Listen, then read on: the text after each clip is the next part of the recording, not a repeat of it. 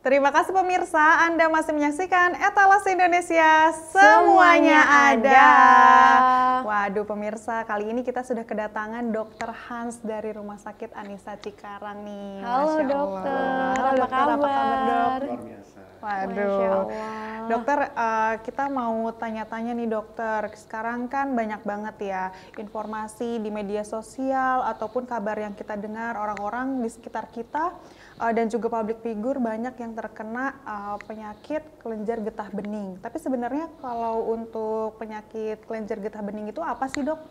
Ya, jadi penyakit kelenjar getah bening itu kan berarti adanya kelainan di kelenjar getah beningnya. Nah itu sebenarnya semua penyakit itu bisa menyebabkan si kelenjar getah bening ini. Cuma nanti kalau misalnya tidak ditangani atau diituin terus-menerus maka nanti akan terjadi keganasan. Itu yang mungkin lebih bahaya gitu.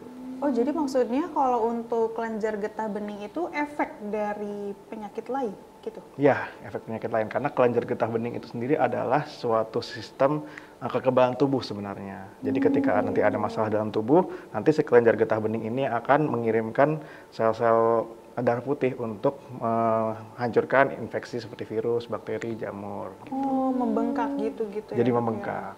Terus ini penyakit apa sih dok yang dapat menyebabkan kelenjar getah bening ini? Ya, jadi kan tadi karena si kelenjar getah bening ini itu sebuah sistem kekebalan tubuh, maka semua infeksi baik jamur, bakteri ataupun virus itu bisa menyebabkan pembengkakan. Apalagi kalau virusnya itu susah untuk dihilangkan, maka terjadi penumpukan situ dan akhirnya jadi bengkak tuh di kelenjar getah beningnya. Gitu. Oh gitu dok. Jadi menurut dokter kan tadi untuk kelenjar getah bening itu biasanya tuh membengkak ya kalau misalnya ada penyakit yang menyerang gitu ya. Betul. Nah biasanya ini bengkaknya itu di daerah bagian tubuh mana aja dok? Ya, jadi sebenarnya kelenjar getah bening itu kan ada di seluruh tubuh. Cuma yang biasanya membengkak itu tuh sekitar di bawah dagu, lalu juga di depan telinga juga bisa. Untuk di bawah dagunya itu apakah di depan, di samping apa gimana dok? Di sini sampai ke belakang. Nanti bisa sampai ke sini juga, ke sini, lalu juga bisa di aksila dan di selangkangan juga ada.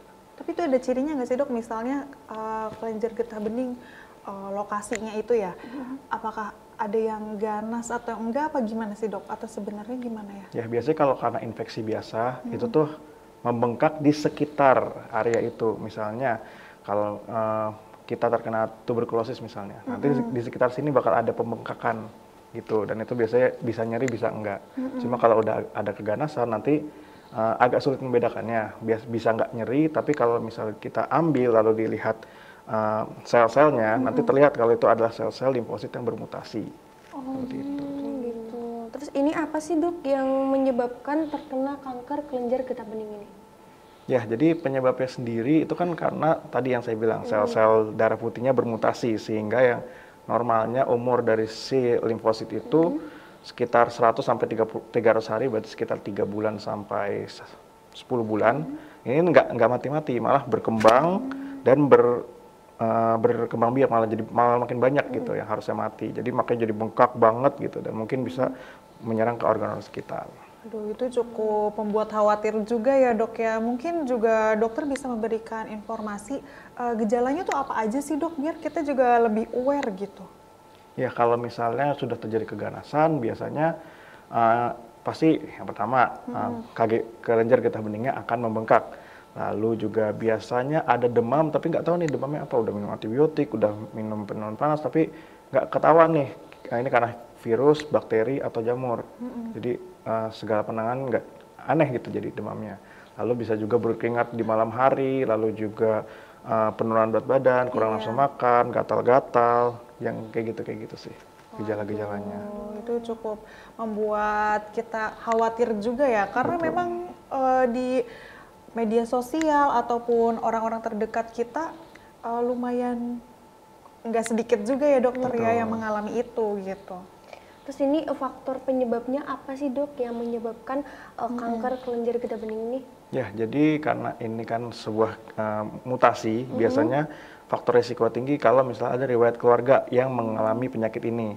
Ya, lalu juga bisa karena infeksi virus, salah satunya karena mungkin infeksi virus berulang yang menyebabkan lama-lama si sel-selnya itu bermutasi menjadi ganas. Nah, lalu juga bisa karena daya tahan tubuh yang lemah, karena mungkin karena penyakit HIV, lalu juga bisa karena kelainan autoimun juga yang menyebabkan kita harus makan obat-obat obat-obat anti radang. Itu bisa membuat terjadi mutasi, obesitas, terus kita terpapar oleh bahan-bahan kimia seperti pupuk, pestisida, merokok, pengawet, gitu juga ya.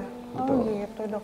Tapi kan dokter tadi mengatakan bahwa kelenjar getah bening ini adalah efek dari penyakit yang ditimbulkan gitu ya. Betul. Tapi untuk kelenjar getah bening ini dapat menyebabkan komplikasi nggak sih dok dengan penyakit lainnya gitu? Oh iya bisa, karena ini kan kelenjar getah bening ini tadi ketika ada infeksi, dia kan ada seluruh tubuh. Ketika ada infeksi, dia akan ke arah sana. Jadi kalau misal ada sebuah keganasan sehingga itu berkembang banyak dan bertumbuh banyak, jadi dia bisa menyerang organ-organ sekitar. Itu bisa menyebabkan penyakit jantung, terus juga bisa menyebabkan kemandulan, bahkan bisa menyebabkan penyakit paru. Yang ujungnya kalau misalnya tidak diobati ya bakal susah untuk menyembuhkannya. Waduh. Kan banyak juga ya dari sekitar orang-orang di kita, terus atau juga public figure yang terkena penyakit tersebut. Ini kira-kira kalau penyakit itu tuh mematikan nggak sih dok? Ya, karena ini namanya kelenjar getah bening, kalau misalnya memang kita tidak tangani dengan baik, tidak dikonsulkan lebih awal, itu sulit untuk diobati. Pengobatan lebih kompleks dan mungkin bisa jadi fatal juga kalau misalnya sudah terkena di organ-organ yang penting. Aduh, tapi dokter ini gimana dok biar sebelum sampai fatal gitu ya, untuk pencegahannya itu bagaimana dok? Ya untuk pencegahannya sendiri, ya tadi kan faktor-faktornya bisa karena genetik. Kalau genetik kan kita nggak bisa ubah-ubah. Nah tapi kan ada beberapa kayak terpapar bahan-bahan kimia seperti mungkin merokok, itu berarti kita harus berhenti merokok. Lalu juga tadi obesitas juga bisa menyebabkan keganasan itu, jadi kita harus menjaga berat badan agar ideal. Oh, itu ngaruh juga ya dok ya. Tapi dietnya juga harus yang sehat juga ya dok. Harus yang sehat. Nah selain itu juga karena ini bisa disebabkan infeksi, maka kita harus menjaga pola hidup yang sehat, yang bersih dan sehat. Jadi mungkin cuci tangan sebelum makan, lalu jangan gunakan handuk yang barengan seperti itu. Mungkin juga mie instan itu boleh nggak sih dok? Ya selama itu tidak setiap hari kita makan mie instan nggak masalah. Karena itu yang bahaya mungkin pengawetnya itu ya dok ya. Betul. Masya Allah. Lalu kalau sudah terkena nih dok, untuk pengobatan awalnya tuh gimana sih dok? Ya jadi kan memang kalau pembengkakan kelenjar getah bening itu ada yang jinak dan ada yang ganas. Kalau misalnya jinak mungkin kita bisa ambil aja kita secara operatif. Lalu kalau memang jinak itu selesai. Tapi kalau misalnya itu ganas, itu kan berarti sudah menyebar kemana-mana. Nah itu nggak bisa tuh hanya dengan diambil. Berarti harus ada tindakan yang lebih sistemik seperti kemoterapi, termoradiasi, lalu juga obat-obatan. Itu yang bisa membuat mengurangi lah seenggaknya. Berarti kalau udah ganas ini agak susah juga ya dok untuk sembuh. Sulit. Masya Allah. Tapi dok ini terakhir ya dok ya.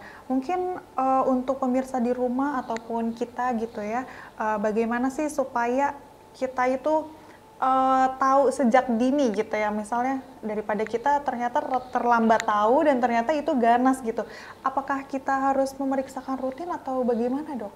Sebenarnya nggak perlu sampai kita bolak-balik ke dokter ya, karena kalau misalnya ke dokter tapi nggak ada apa-apa kan dokter bingung kan mau diapain juga. Jadi ada beberapa cara supaya kita bisa mendeteksi adanya penyakit kelenjar getah bening ini. Ya simpelnya karena kita tahu organ-organ di mana aja kelenjar getah bening itu bisa bengkak, ya kita pegang aja secara mandiri, kita pegang-pegang. Kalau misalnya ada yang, ini kok tiba-tiba ada benjolan nih. Ya, biasanya selain di sekitar leher, di mana aja dok yang bisa kita periksa secara mandiri gitu? Ya bisa di leher, bisa di ketiak, dan di selangkangan juga. Oh iya. Seperti itu. Jadi mungkin itu bisa dipraktekkan oleh pemirsa di rumah dan juga kita ya untuk pencegahan. Tentunya ini juga kalau misalnya memang dirasa ada yang aneh ataupun sentuh sakit gitu ya dok, mungkin itu bisa diperiksakan ke dokter dan rumah sakit terdekat seperti itu ya dokter. Betul. Ya. Waduh dokter, terima kasih banyak ini sudah memberikan informasi yang sangat bermanfaat tentunya untuk kita dan pemirsa di rumah ya Putri ya. Benar. Terima kasih dokter. Iya, terima kasih dokter. Semoga sehat selalu ya dokter ya. Sama-sama. Oke pemirsa, jangan kemana-mana karena setelah ini kita akan mengajak pemirsa di rumah untuk jalan-jalan ke Bandung. Oke, jangan kemana-mana, tetap bersama kita di Etalase Indonesia. Semuanya ada. Waduh, terima kasih banyak dokter. Sama-sama.